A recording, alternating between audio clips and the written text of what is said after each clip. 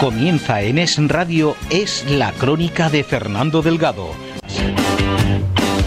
Es libre, es veraz, es independiente, es responsable, es plural. Yo quiero un pueblo diferente, que haya más asociacionismo, que haya más formación, pues para eso tienes que entrar en política. Y así lo hice. Y se cambiaron las cosas. ¿Los amigos cómo te llaman? Esther. Esther. Simplemente. Esther, yo recuerdo en mi época que no me valió la recomendación, esa es la verdad, pero intenté que me recomendaran para un pueblo de regadío, pueblo de colonización. Y porque aquella época, ahora que hablamos de crisis, tener una casa, un maestro, era una auténtica divinidad, ya tener una casa. Y claro, en aquellos pueblos de colonización, pues resulta que sí te daban casa. Y tú estuviste en un pueblo de colonización, en Vegaviana, que es un pequeñito, pero debe ser muy entrañable porque tiene que estar muy unido a la gente rural. De hecho, es mi destino definitivo, es mi destino actual. Yo he estado en Vegaviana hasta junio del año pasado ejerciendo mi profesión y le tengo un gran cariño y es donde volveré una vez termine esta fase y este proyecto, ¿no? Para mí Vegaviana es muy importante porque fue mi primer destino definitivo después el de práctica. Además me ha permitido compatibilizar la parte política y profesional porque estaba prácticamente a 30 kilómetros de Zarzalamayor, mientras que yo he sido alcaldesa, no estaba liberada, yo seguía trabajando en mi puesto de trabajo y eso me permitía irme por la mediodía a Zarzalamayor y por la tarde poder hacer las reuniones, los plenos y seguir con mi actividad política.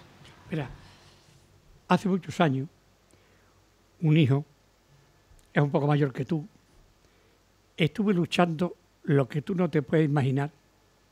Recuerdo que se lo decía Ibarra, lo escribí muchas veces, no solamente en reportajes, sino en mi columna de Pecho Lata, que necesitábamos en Extremadura una facultad del deporte.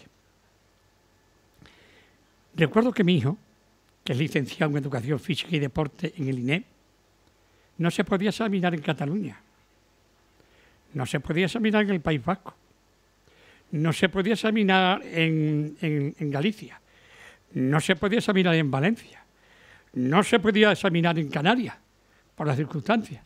Pero todo eso que estoy hablando sí se podía examinar en Madrid o que a la plaza, a cualquiera.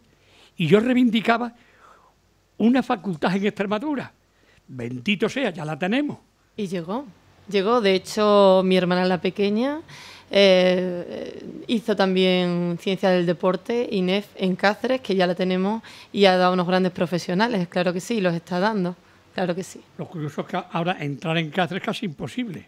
Claro, la nota media depende del corte, pues son carreras muy, muy demandadas, la verdad es que sí, y en función de ello, pues la nota media sube.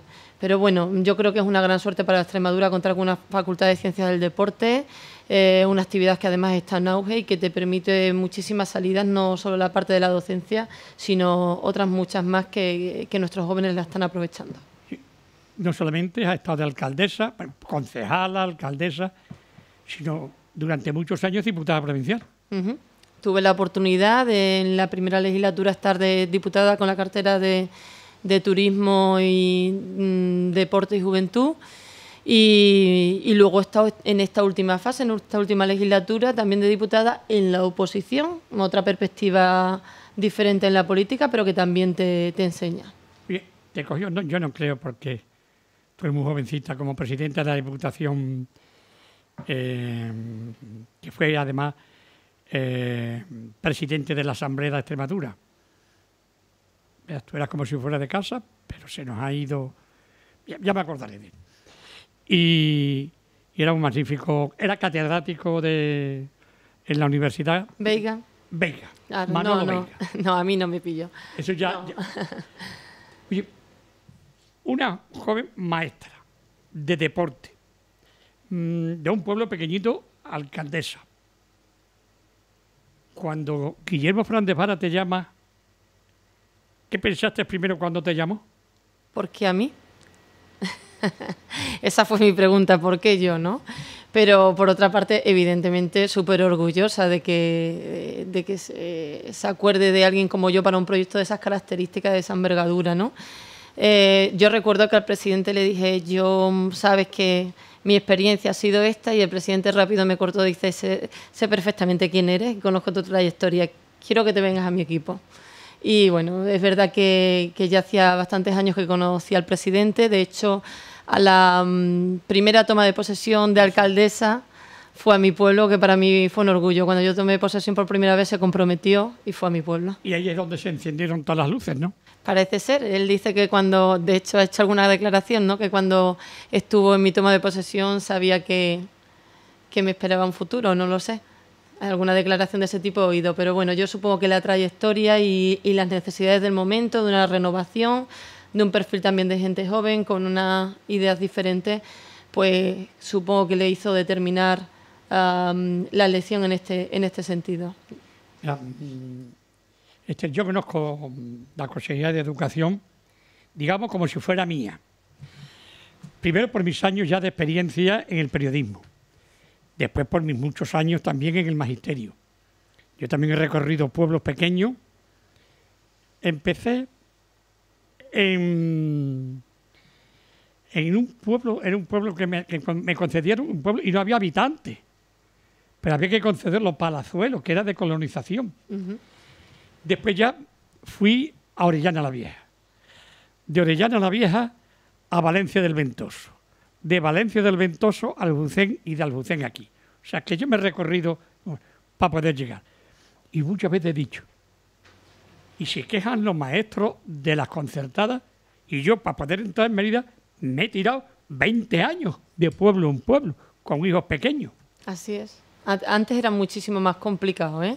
Yo también he recorrido varios en mi fase de interina. De hecho, mi primer destino fue Jerez de los Caballeros, pasando por Talayuela, bueno, por Rosalejo, por Valencia de Alcántara. O sea, Valencia de Alcántara, la comarca, lo que se dice Herrera, Carbajo.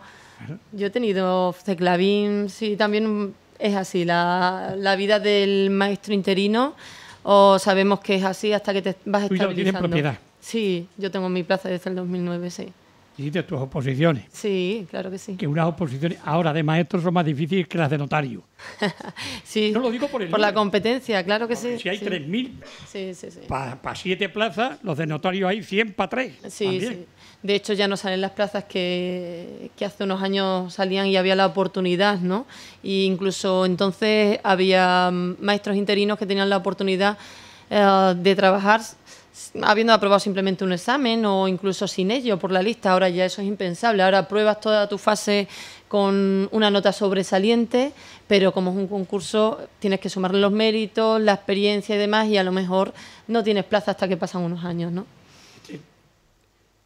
Ya dije que yo conozco bien la consejería, he sido muy amigo prácticamente de todos los consejeros, de los directores generales, de los inspectores, porque hemos convivido juntos en muchas ocasiones. Vaya lío el que tienes metido, el que te han entrado, ¿eh? Guillermo Fernández Vara, transporte escolar. Que con el transporte escolar se han hecho barbaridades que posiblemente a ti no te lleguen. Nos llegan a los periodistas y algunas veces nos tenemos que callar porque son auténticas barbaridades lo que se han hecho de aquí atrás de transporte escolar. Es decir, concesiones de fuera. Yo soy mucho administrador, yo prefiero los que no de casa. Uh-huh. Si hay gente de casa que pueda hacer el transporte escolar, prefiero cogerlo que no a los de Valencia, Canarias, que se traen los autobuses más viejos que hay para ponerlos en Extremadura. Y eso es cierto, Esther. Lo digo para que lo sepas, que muchos de estos autobuses son de cuarta mano para Extremadura mientras los demás lo tienen, porque desconocen muchas veces toda esta situación. Pero es también las becas, son los libros, son los comedores. ¿Cómo te apañas? para esta gestión? Bueno, poco a poco hay un gran equipo y yo creo que estamos haciendo un trabajo importante. De hecho, ahora el acuerdo marco de transporte escolar se va a terminar de licitar lo que se dice la adjudicación de distintas rutas ahora en breve. Y creo que se ha hecho un buen trabajo. Nos encontramos con un gran problema, que era una sentencia que había que cumplir y que tuvimos que hablar otra vez con los transportistas. Soy consciente de muchas de las cosas que se han hecho anteriormente, o por lo menos parte, por lo que ha llegado a mis oídos. A mí me gustaría que el transporte escolar siempre fuese de calidad. Así tendría que ser y, de hecho, tenemos que velar los políticos y la administración porque sea así. Por lo tanto, hay un ente que está encargado de la gestión del transporte y todas las quejas deben de llegar ahí. Yo animo, además, a que sea así para que nosotros seamos conscientes y podamos tomar decisiones en el caso de que no sea así. Y eso es lo que yo pido, ¿no? Y creo que, bueno, se están haciendo grandes avances y, sobre todo, lo que queremos es que prime la calidad y la seguridad en el transporte.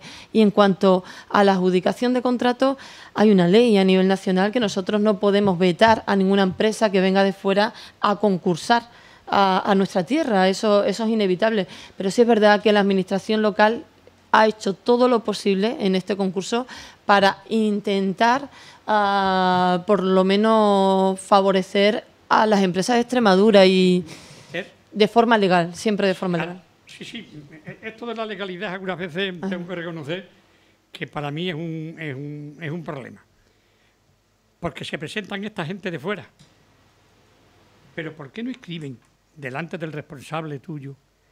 Pero el autobús tiene que estar nuevo, esto tiene que ser de esta manera, y de esta y de esta. Ya están los pliegos todo puestos, con los años de antigüedad que se permiten, las limitaciones, claro que sí. Lo que pasa que... Tú eres consciente también de lo que yo te he dicho antes. Sí, eso nos llegó a nuestros oídos. De hecho, sé que ha pasado en la anterior legislatura y que había subcontratas de que luego se quedaban y lo que aportaban eran autobuses de una muy baja calidad y con unos años. Pero hay que estar vigilantes ante el tema y hay que cumplir los pliegos tal como han salido a licitación y nosotros tenemos que velar por ello. La lucha es lo que decía mi padre. Prefiero a 40 niños que a 10 maestros. Pero vamos a seguir hablando de la enseñanza porque creo que Esther lo tiene muy claro. Y eso, la verdad es que es importante. Pero tenemos que hacer una pausa, Esther, porque no hay más remedio, que eso de la publicidad es imprescindible. Hagámosla. Seguimos con la consejera de Educación y Empleo, María Esther Ramírez, que Esther para los amigos, Gutiérrez. Yo soy de los apellidos, soy un desastre. Siempre me equivoco. Hemos estado hablando del transporte escolar, bueno, creo que ya ha quedado lo suficientemente claro. De libros, de becas, ¿cómo está la cosa, Esther? Bueno, pues mantenemos el compromiso con todas las novedades que hicimos el año pasado. Había que recuperar, siempre lo hemos dicho, parte de los derechos que se habían perdido y que, teniendo en cuenta la situación tan desfavorable a gran parte de la población extremeña, era necesario recuperar. Pero yo quiero dejar claro que nosotros hemos venido aquí no solo para recuperar parte de lo perdido, sino para seguir progresando y mirando al futuro. Este año destinamos la misma cantidad de dinero a becas de libros, 8,7 millones de euros, que va a permitir pues que ningún alumno que cumpla sus padres con el mínimo de renta pues se quede sin libros y pase como ha pasado en la anterior legislatura, que en muchos centros había niños con fotocopias porque no se lo podían permitir, ¿no? Entonces eso lo vamos a mantener. Los comedores escolares, sabéis que abrimos además un mes y medio más desde el inicio del curso, cuando antes se abría normalmente en octubre y se cerraban en mayo. Ahora, justamente el primer día de curso, abrimos los comedores escolares hasta final. Son escolares, no son comedores sociales, sino escolares. Pero sí es verdad que hay muchas familias que pasan necesidades, hay muchas familias que no tienen garantizadas las 3 comidas diarias al día y esto nos permite llegar un poco más allá. Y un gobierno de izquierda no puede estar de espaldas a la ciudadanía. Por lo tanto, la apuesta sigue siendo mantener ese tipo de servicios que impulsamos el año pasado, incluido la ruta de transporte escolar a la formación profesional y bachillerato, para que en las zonas rurales tengan la facilidad que se tiene en las ciudades de Extremadura. Yo no sé si tú lo has hecho, yo como maestro sí, y tengo que reconocer que esa asignatura era manifiestamente mejorable con la que yo daba. Me estoy refiriendo a religión. Yo estoy en un seminario, ¿eh? O sea que, y soy católico. Y soy practicante. Y no me gustaría que la religión se diera en las escuelas. A pesar de lo que digan. Cuidado. Yo no estoy en contra de los profesores actuales que están dando religión. Podemos hacerlo de alguna manera para que sigan con su trabajo. Yo no voy en contra del trabajo de nadie y menos delante de la consejera, que además es también de empleo. Pero yo, ¿por qué tengo que dar religión en clase? En Estados Unidos no se da religión y más religiosos son los estadounidenses. Ni No se dan en ningún sitio. religión, ni ningún tipo de religión. O sea, religión católica ni ningún tipo de religión. Yo también me considero católica y, de hecho, en mi casa, mi madre, sobre todo, desde pequeña no la ha inculcado el rezar por las noches y ese tipo de cosas. Y siendo ¿no? tú católica y tu madre católica, no te enfades, tú eres una mujer guapa, tenemos que hay que verlo. Y tienes pareja. ¿No te ha dicho tu madre que vives en el pecado? No, mi madre ya se acostumbra, se va modernizando, ¿no? Se va modernizando. No, porque no vivo en pecado, estamos en la distancia, o sea que tengo pareja en este caso no, pero nos vamos modernizando. Mi madre con 5 hijas ha tenido que adaptar a los tiempos y yo soy una de las revolucionarias en mi casa. Mis hermanas están todas casadas, felices, con sus hijos por la iglesia y demás. Yo he salido un poco diferente en ese sentido. soy un poco la diferente de la casa, ¿no? Bueno, el hecho de tener pareja es un hecho que lo hacen miles de jóvenes. Claro que sí. Miles de jóvenes, vamos. Y que viven juntos. Yo tengo cantidad de compañeras. Yo porque no tengo la oportunidad, por la distancia, si no, claro que la haría. Claro, yo te caso enseguida, porque ¿sí? yo soy Pues me lo pensaré. En cuanto al tema de religión, ninguno estamos en contra del personal de religión que actualmente está dando clase de religión, ni mucho menos no es un ataque directo a ellos. De hecho, yo represento la Consejería de Educación y Empleo, y lo que no estamos de acuerdo en la religión en las aulas, evidentemente no lo hacemos o no defendemos una precariedad laboral ni vamos en contra de nadie. Es verdad que el decreto ha supuesto una reducción de horas y eso afecta, hay un personal al que afecta y somos conscientes de ello, ¿no? Pero había que tomar una medida adaptada a los tiempos en el que pensamos, y de hecho el Papa también lo comparte y la Consejería en sí, nuestro partido en general. Religión, sí, fuera de las aulas, fuera de la enseñanza pública, y yo siempre digo, las infraestructuras educativas están abiertas en aquellos horarios libres, por ejemplo, por la tarde, para cualquier tipo de religión. Nosotros las ponemos a disposición pero es verdad que nosotros no podemos defender hoy en día, con todas las necesidades educativas que hay, con tanto por hacer y tanto por aprender, que un tipo de religión se dé en las clases y otro no, o tipos de religiones cuando los padres son libres de poder educar a sus niños en el horario voy a contar extraescolar. Una anécdota de una chiquita que me dijo que no quería dar religión. Vino el padre, que era muy amigo mío, era del PSOE, un alto cargo del PSOE, director general. No digo en qué sitio para que no... Una entrañable persona, que por desgracia ya no murió muy joven. Y me dijo que su hija no quería ir de la religión. Pues me parece muy bien. Está en tu perfecto derecho. Entonces le dábamos ética, que ni era ética ni era religión. Aquello no... En fin, era aquello de las Marías. Pero llega el mes de mayo y me dice: oye, Fernando, que yo quiero que mi hija haga la primera comunión. A ver, si tú no eres católico, ¿por qué no quieres que soy católico? No ha dado religión, ¿cómo va a ser tu hija? ¿Quiere ya? Yo, por mi parte, yo no voy a dar el visto bueno ese. Y yo se lo voy a decir al cura. El cura sí voy a decir el nombre, que también te Pepe Barragán, de la iglesia de San José. Se fue al cura y mire, que me dice Fernando que no le da el visto bueno y tal y cual, y mi hija quiere hacer la primera comunión. No le hagas caso a Fernando, que le haga la muchacha la primera comunión, si saben todos iguales. Eso es lo que pasa. Coherencia. Que las primeras comuniones, algunas ya son hasta bodas, porque tienen, Esther, no sé en tu pueblo, pero aquí los hay hasta con baile y barra libre. Sí. Se ha desvirtuado un poco en ese sentido, ¿no? Si y eso, los niños quieren la fiesta. Si eso y es los religión, niños... que venga Dios y lo vea. Yo creo que hay personal que imparte muy bien el tema de los valores y a lo mejor el enfoque de la religión en sí, Pero repito, yo creo que hoy en día la educación tiene que ir por otros derroteros y nosotros abrimos nuestras instalaciones, nuestras infraestructuras a disposición, pero evidentemente es algo que la Junta de Extremadura y la Consejería en sí no puede decidir, porque eso depende de un acuerdo, un concordato, se le podría llamar así, aunque realmente a nivel nacional, que nosotros tenemos que respetar porque tiene que ser así. Y Extremadura lo tiene que hacer, pero hemos hecho lo que dentro de la legalidad nos permite el Real Decreto, que es adaptar un decreto a Extremadura y hacer esa reducción que pensamos que en secundaria y en bachillerato es justa, porque hay otras muchas cosas que se pueden hacer y se pueden impartir en beneficio de los alumnos. Y además hemos cogido el ejemplo del propio gobierno. El gobierno actual en Ceuta y Melilla, donde tiene competencias, tiene el mismo horario que en Extremadura. Por lo tanto, no es un ataque personal a los docentes. Entremos en profundidad. La LOMCE, ¿qué vamos a hacer con ella? Bueno, ¿La vais a aplicar o no? La situación política es complicada. Yo estoy esperanzada en que independientemente de quien gobierne, es verdad que hay una mayoría de izquierdas, podríamos decir de alguna manera, en el que supongo que sí se pongan de acuerdo para paralizar la LOMCE. Nosotros, Extremadura, no tiene más remedio que aplicar la LOMCE mientras que esté vigente, porque no podemos incumplir leyes, aunque no estemos de acuerdo.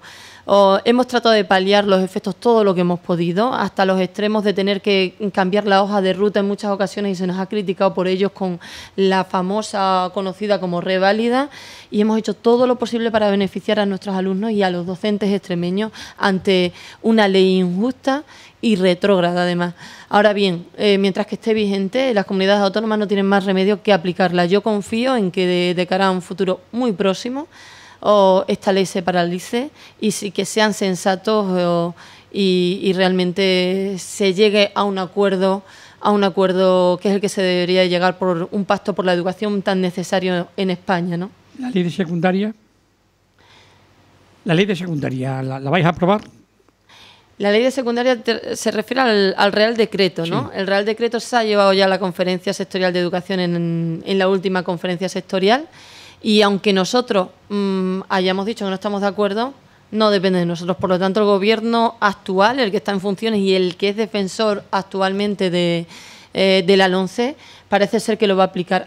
Ahora, eso sí, estemos todos expectantes, porque cada semana o cada mes nos encontramos un cambio. Esa ley tan magnífica y que el gobierno de derecha, en este caso el gobierno actual, defiende a ultranza, sin embargo, cada 2 por 3 nos está haciendo modificaciones. Ahora dicen que los alumnos pueden titular en segundo de bachillerato independientemente de la PAU o no, ¿no? Tal como está el Real Decreto, los niños se quedan sin poder titular, sin poder hacer una formación profesional si no quieren ir a la universidad y no quieren hacer la prueba. Pero con la reválida se obliga a hacer esa reválida y se quedarían sin titulación. Sin embargo, lo último que nos hemos encontrado por parte del Ministerio es decir que van a hacer todo lo posible para que puedan titular. Por lo tanto, ya lo están modificando ellos mismos. La están modificando por partes, de una forma totalmente injusta, porque yo creo que la modificación tiene que ir con consenso y nosotros no compartimos ni siquiera una modificación, compartimos una derogación y un pacto por la educación conjunto, tanto en bachillerato como que afecte a toda una ley educativa a nivel general de todas las enseñanzas. Y la formación profesional es algo que debe darse todo lo que se pueda a ella, porque creo que es una de las salidas más importantes para los jóvenes. Sí, además una salida que te prepara en las especialidades, además que eligen los jóvenes de una forma, yo diría en ese sentido, mucho más práctica, porque tienen la parte evidentemente práctica que conlleva la formación profesional, te prepara mucho más al mundo laboral real. Ahora, eso sí, nosotros desde la Consejería estamos elaborando un mapa de empleabilidad de formación profesional adaptada al tejido productivo. Las mismas especialidades que llevamos dando e impartiendo años, a lo mejor son modelos o son especialidades agotadas en ciertas comarcas y tenemos que ir acorde al tejido productivo de esa comarca. Tenemos que ponernos de acuerdo, no podemos aprobar un proyecto de formación profesional porque aquí creemos que esto va bien. No. Vamos a corroborar esos datos, la parte educativa con el tejido productivo, las necesidades de las comarcas. Vamos a preparar a nuestros jóvenes extremeños en ese mundo, hacia ese mundo laboral, pero tratando de que crezcan en su tierra y no se tengan que ir fuera. Por lo tanto, eso es un esfuerzo de los distintos colectivos que estamos trabajando, tanto de las organizaciones sindicales, la patronal, las diputaciones, FEMPE, la propia Junta de Extremadura e incluso empresas privadas que están ofreciéndose para la formación profesional dual, por la que tenemos que hacer una apuesta seria y concreta en Extremadura. ¿Qué hace Esther cuando no está en política?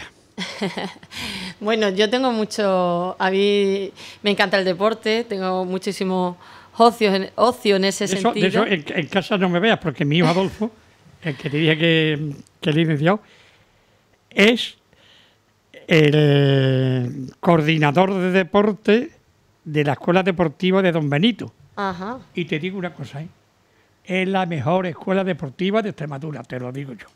Pues si me lo dices tú, entonces me lo creo. Deja verlo, porque no solamente te encantará, sino son de esas personas que hacen gestiones y saben llevar lo que es una ciudad deportiva. Ajá. ¿Vale? Preguntaremos entonces. Claro que sí. Además es un tío muy salado. Bueno, pues en mi tiempo libre me gusta muchísimo hacer deporte, sobre todo. Bueno, es que yo soy... hago de todo. En invierno me gusta incluso esquiar, que no tengo muchas oportunidades de ello porque ahora el tiempo no me lo permite en cuanto... Es que aquí la escobilla y se acabó. Exacto, y mi trabajo no me lo permite porque no tengo mucho tiempo libre, ¿no? Pero desde jugar al pádel, salir a correr, a hacer piragüismo, no sé, ir al gimnasio simplemente... Sí, hacer tabata en casa, hago muchísimas cosas. No, es verdad que... ¿Te gusta la cocina? Bueno, se me da bien. Anda. Se me da bien la cocina. ¿Qué plato es el que más te gusta? Pero lo evito, ¿eh? Lo evito. A mí me gusta muchísimo hacer lasaña. La lasaña me encanta.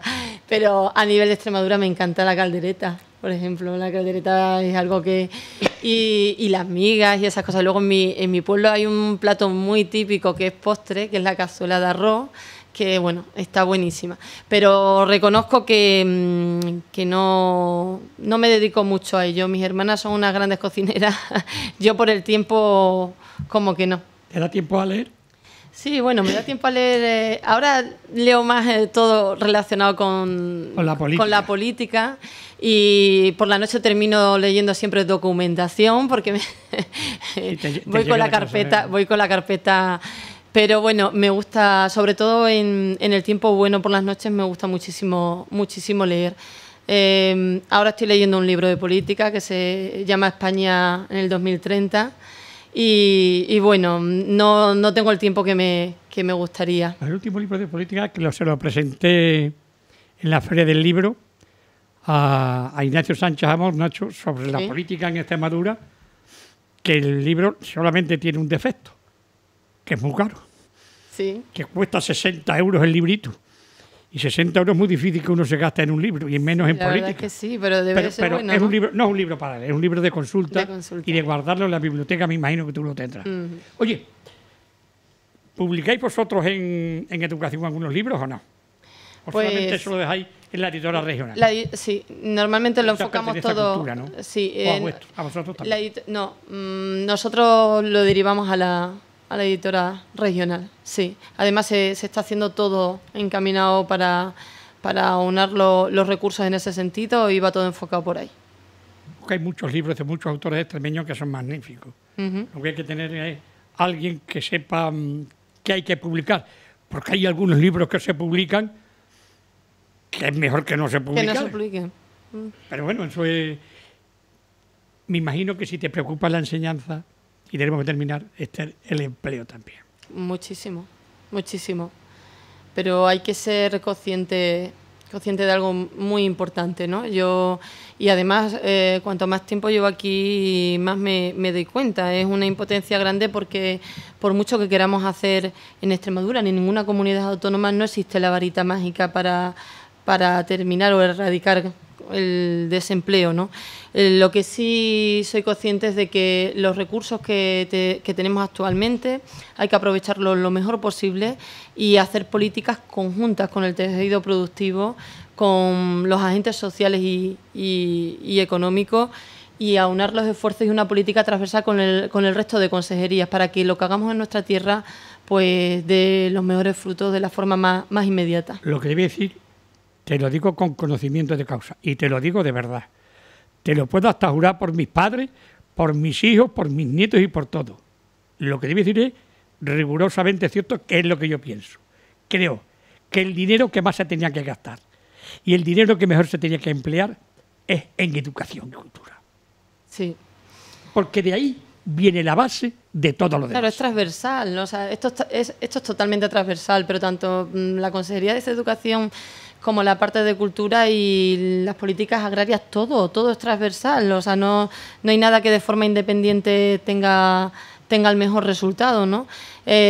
Invertir para el futuro inmediato incluso, de alguna manera, para poder ver los frutos, mejor en la educación. La mejor inversión es en la educación.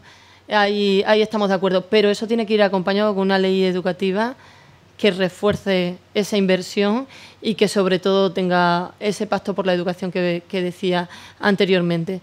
Estamos contentos dentro de lo que cabe con las cifras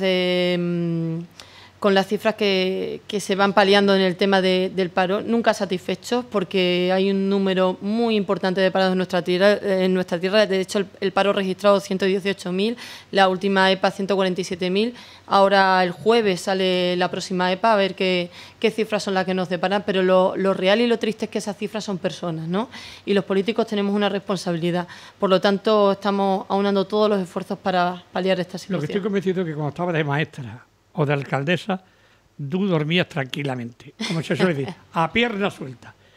Y ahora te despiertas más de una vez pegando botes en la cama, diciendo qué hago mañana y cómo soluciono yo este problema.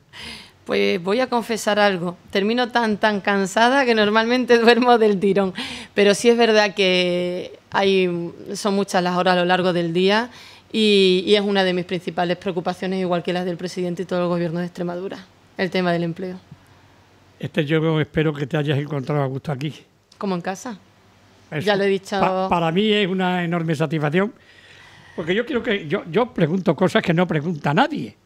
Nadie te piropea y te dice guapa, o nadie te dice, si tienes pareja, eso no te lo dice nadie nada más que yo. Pero yo soy así, ¿qué quiere que te diga? Y ya no voy a cambiar con la edad que tengo. Pero para mí es un orgullo primero tenerte y segundo que te hayas encontrado como en tu propia casa. Porque esta es radio y televisión extremeña, es tu casa. Pues Fernando, no cambies porque me he encontrado muy a gusto, como en mi casa lo he dicho fuera de los micrófonos y lo vuelvo a decir. Por lo tanto, no hay que cambiar. Y yo agradecida de esta oportunidad. Aprovecho una compañera Rosa que tienes aquí al lado, que dice que me ha entrevistado algunas veces en Canal Extremadura y yo encantado. Y a ver si cambia también Canal Extremadura en algunas cositas. Pues nada, pero fíjese, que tomen no es tu nota. problema. Eso ya le pertenece a otros compañeros. A otros compañeros. Muchísimas gracias. Muchísimas gracias a vosotros. Y nada, desearle a todos ustedes una feliz jornada. Pasado mañana tenemos la última tertulia. Por cierto, se nos ha casado una tertuliana. Gemma Cortés, del PP, con otro del PP. Por lo tanto, agua bendita ahí. Que pasen Se casaron ayer, me parece. Por lo tanto, una feliz luna de miel, Gemma. Y cuando venga, en septiembre, ya sabes que este es tu puesto como lo has estado durante toda esta legislatura. Muchísimas gracias. Y la verdad, hoy me lo he pasado encantado con Esther, consejera de Educación y Empleo, porque he conocido otra política de rango, otra política buena y otra política que sabe estar en política. Y eso te da una tranquilidad que no te lo puedes imaginar. Muchísimas gracias.